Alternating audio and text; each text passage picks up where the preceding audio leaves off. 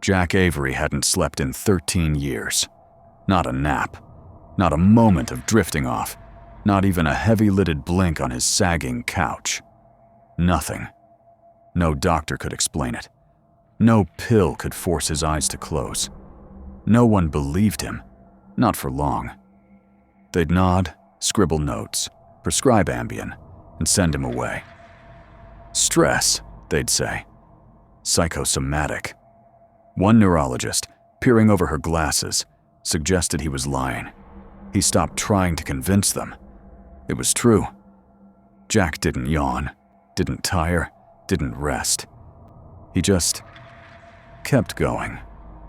It began in 2012, a crisp October night in Brooklyn. Jack was 30, married to Lila, driving a yellow cab through neon-lit streets.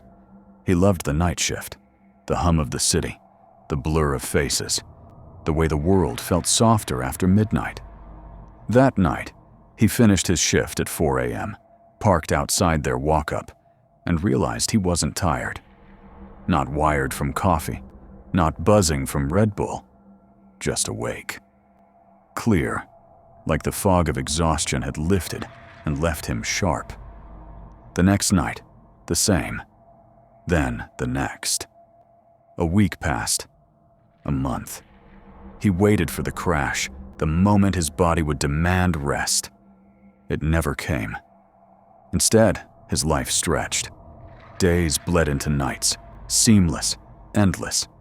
The world turned in cycles. Sunrise, sunset, sleepers curling into their beds. But Jack was constant, a fixed point in a spinning city. Lila noticed first. "You're different," she said one morning, her voice tight over breakfast. Her brown eyes searched his, looking for something that wasn't there. "You don't blink enough. You don't feel right." He didn't argue.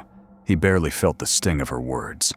He nodded, helped her pack, and drove her to JFK. She cried in the back seat, her suitcase rattling beside her. Jack watched her in the rearview mirror, hand steady on the wheel, the city a blur of gray and glass. Lila left in year 2. By year 5, Jack was alone. Brooklyn changed around him. Bodegas became coffee shops. Brownstones turned to condos, under construction, forever. Jack watched it all from his cab, a moving bubble of silence in a city of sleepers. That's what he called them now. Sleepers. Fragile, yawning, always chasing the next nap, the next bedtime. He envied them once. Now he felt nothing. Not envy, not anger. Just the engine's hum, the wheel in his hands, the endless loop of streets. He drove. Night after night, block after block, dusk to dawn and beyond. Rain made the asphalt gleam like oil. Snow muffled the world's edges. He didn't stop for breaks, didn't eat, didn't drink, didn't piss. His body didn't ask for it. The cab's meter ticked, fares piled up, and Jack kept going. By year 10, the passengers changed. At first, it was subtle, a trick of the light. Faces looked softer, edges blurred, eyes too wide or too still. Then came the ones who didn't speak. They'd climb in, no address, no words, just sit in the back, staring at nothing. Sometimes their reflections were missing in the rearview mirror. Sometimes they didn't blink. Jack should have been scared. But fear had dulled, sanded away by years of wakefulness. He felt only the rhythm of the drive, the purr of the engine, the slick of tires on wet pavement, the meter's soft click. Year 13 broke the rules. It was a Thursday, though Jack didn't check calendars anymore. 3:17 a.m. A man flagged him down near an overpass that hadn't existed last week, its concrete arches looming like ribs in the dark. He wore a gray suit, no tie, no shoes, his bare feet pale against the asphalt. He slid into the back seat, staring straight ahead, his eyes like polished glass. "Where to?" Jack asked, voice flat. No answer. Just that stare, cutting through him, past him, into something Jack couldn't see. He turned forward. The meter clicked. He drove. The city warped. Streetlights flickered, casting shadows that moved too slowly. Buildings leaned at wrong angles. Shops with no signs. Houses with no windows. Roads that curved into themselves.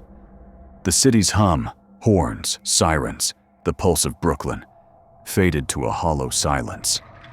It was just Jack, the man, and the meter's relentless tick. At 4:26 a.m., the man leaned forward. His breath was cold, sharp, like winter air trapped in a freezer. "You're not supposed to still be here," he said. Jack's hands tightened on the wheel. He didn't answer, didn't blink. When he glanced in the mirror, the back seat was empty. No door had opened, no sound, just gone. The passengers came more often after that. A woman with no face, her head tilting toward the window, her silhouette smooth as a mannequin's. A child who giggled at nothing, vanishing halfway across the Williamsburg Bridge. A man in a priest's collar, clutching a small mirror, never looking up. Each one rode in silence. Each one left without a trace. The air grew colder with every ride, a chill that lingered in the cab's vinyl seats.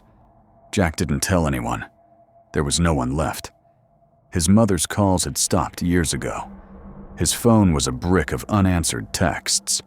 Besides, the passengers didn't hurt him.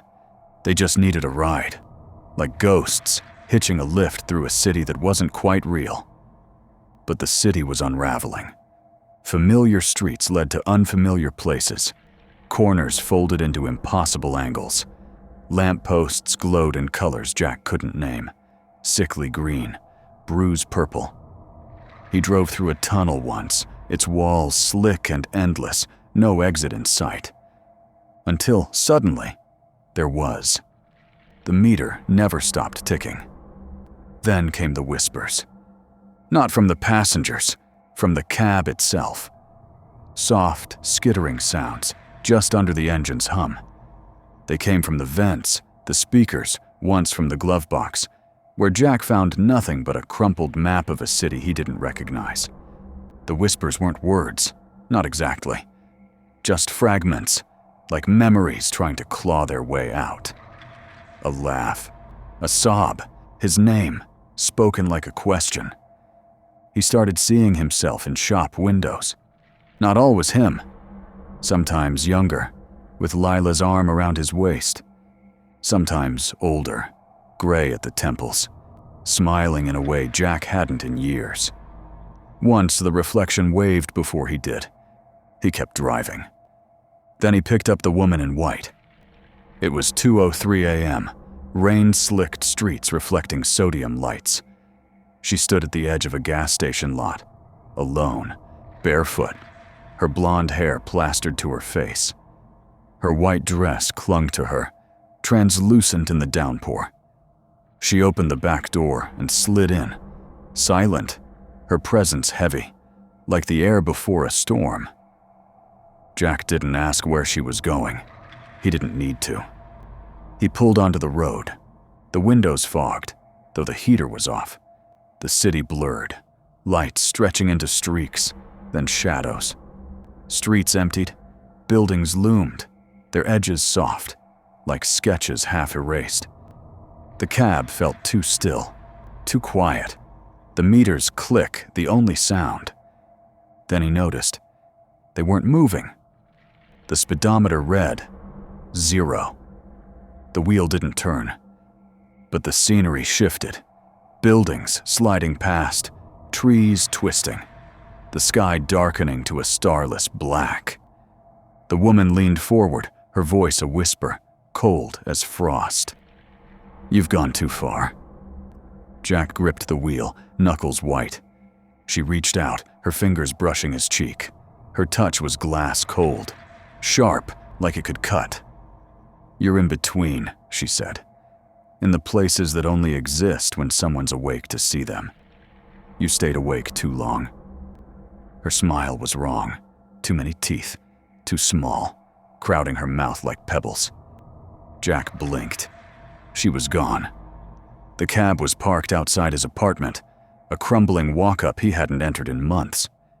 He didn't remember stopping. The meter read 13 years, 2 months, 17 days. He tried to leave the cab, walked to the door, key in hand. But his legs grew heavy, his vision swam, and the street tilted like a funhouse floor. He stumbled back to the driver's seat, the only place that felt solid. The whispers grew louder. His name over and over, from the radio, the dashboard, the air itself. Jack, Jack, Jack. Not a question anymore. A command. He saw his mother one night, sitting on a bench at a bus stop that shouldn't have been there. She held a cake, candles flickering despite the wind. He hadn't seen her in a decade, not since she'd begged him to visit, to rest. Her eyes met his, and her voice crackled through the radio. Jack, come home. He blinked. The bench was empty. Another night, he picked up a rider at Greenwood Cemetery. No car in sight. No one else around. The man wore a black suit, his hands pale, lips stitched shut with black thread. He held something wrapped in cloth. Halfway across the Brooklyn Bridge, the cloth fell away, revealing Jack's old cab license, the one from 2012, his face younger, smiling. The man grinned, his stitched lips stretching unnaturally. Jack kept driving. The city was no longer his. Shadows moved like predators, darting between buildings. Billboards flickered with faces. Lila, his mother, himself, younger, happier. Street signs changed between glances, letters twisting into symbols Jack couldn't read. The whispers sang now, a chorus of half-forgotten voices. Lila's laugh, his mother's sigh, his own voice, promising he'd change. One night, he looked up. They were everywhere, on sidewalks, in doorways, at intersections. The passengers, hundreds of them. Silent, still, watching. Each held something. A photo of him and Lila, a book he'd read as a kid, a watch he'd lost years ago.